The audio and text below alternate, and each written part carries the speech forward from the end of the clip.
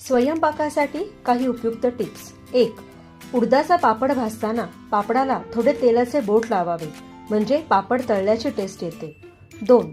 किसणीची धार जर कमी झाली असेल तर जुना चिनी मातीचा कप किसणीवर घासावा, यामुळे किसणी धारदार होते. 3.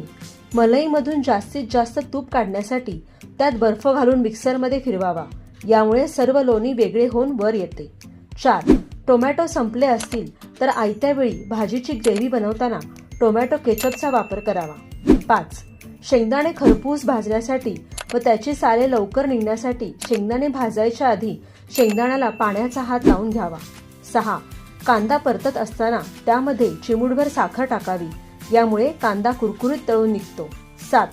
चहा बनविताना चिमूटभर कॉफीची पावडर टाकावी, यामुळे चहा अतिशय स्वादिष्ट होतो.